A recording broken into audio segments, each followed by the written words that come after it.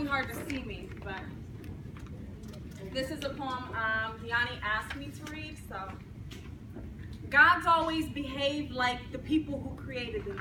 Zora Neale Hurston. The little girl in front of me is drawing God. She is gripping a red crayon. In her tiny hands, falcon over a sheet of paper. Her God is tall, with his long, outstretched arms and bony fingers, barrel hips, unproportioned legs. She asks me what I think of her God, what I think my God looks like, and I do not know how to explain sound. How I think God is the noise of a holy, forbidden woman. How it may look the way I'd marvel at my own mother, sitting on a torn couch, braiding her black hair at midnight before work the next morning, a cigarette hanging out of her lips, her cuss words rubbering around in her mouth and ballooning in her cheeks with the smoke. I do not know how to explain to her the God that sprouts behind a barrel shield of rib bones, the God that is in the throats of girls who pick on you because gods just can't flourish around other gods. The spirit kingdom too small of his birdcage. Her God's hands do not look like how beaten our women's hands become, having to train fingers like dogs to sew the wounds of men who bleed unkindly, the God that is all about love. How my grandmother brought me pamphlets back from church and said, "See the Lord at work," even though I was an atheist. Even though each person I ever fell in love with had a biblical name. I wish I could explain the one God and two people, the Bible bridging beloved between and sound between our throats. I wish I could explain to her the women who run, because there are people that will try to make you believe that some gods do not love you when you sin, when you cuss, when you come home late, when you run, when you stand too still. And there are times I have packed a suitcase to run, so far from those types of gods, so far that a God sprouted paperweight wings so hot inside of me, and it was so sure and solid and so unsure and crumbling, because gods, they can be both. Can be anything that makes a noise. A tea kettle steaming, the whistle from a train, the crab passed down from your mother, the wounds broken into us like a birthmark, the blood that heals into tiny rising suns. And to know what a God looks like is to hold yourself to the sky as if you are a disc, to see your shine pushed into so many broken things. I want to explain to her, to know you are a goddess is to know the ugly love bleeding inside of you, sprouting behind a rib cage. To know you are a woman branched out of another woman's eyes is to allow someone to even get so close, and they become so afraid when they look at you, close enough to see who you are, that they can't even say your name. So instead they whisper, "My God, my God, my God."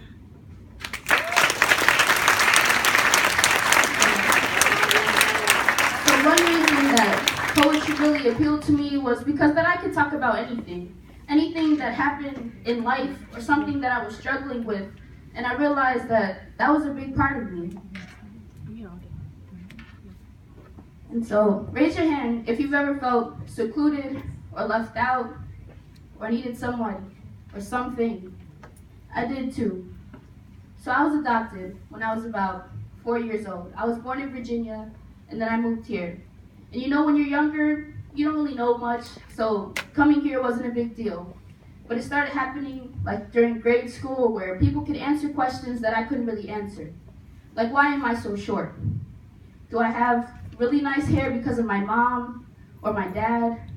Or why is my middle toe longer than the rest of my toes?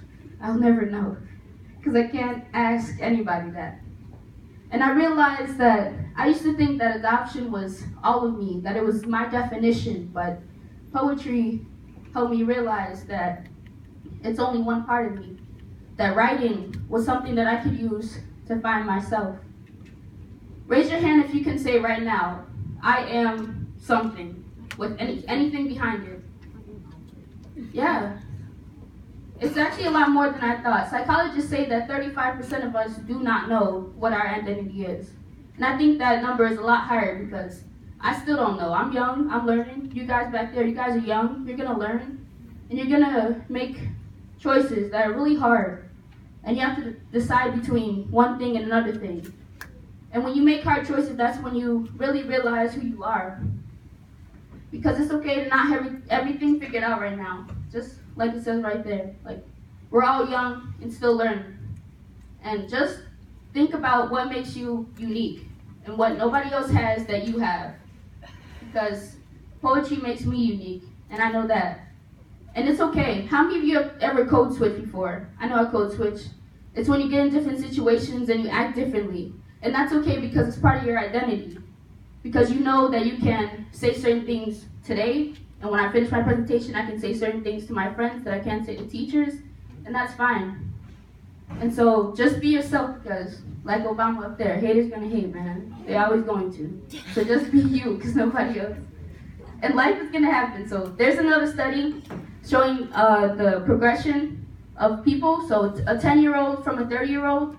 10 years old, he was, fine, had a great personality. Then when he hit 22, got married, was married for 8 years. When he hit 30, he got divorced. And he looked around just like Mr. Krabs, and nobody was around him because he was divorced. Everything he knew had changed. And sometimes that's going to happen to you because you're going to have hiccups in life. You're going to hit speed bumps, and you're not going to know where to turn because nobody's going to be there. And that's okay because it always happens. So my solution to you guys is to find a hobby, something you like to do. Lonnie, what do you like to do? So you like to play rugby. That could say that you're determined, very strong, strong-minded, and, physically. What do you like to do? Play rugby, so then you guys have similar character traits, and that's fine. Another study shows that you take traits from the things around you. So raise your hand if you ever acted like your friend before, acted like somebody around you. Miss Chapman's funny. I know, it's easy. It's easy to act like something or something around you, or somebody around you. So my solution to you guys would just be to find something that you love.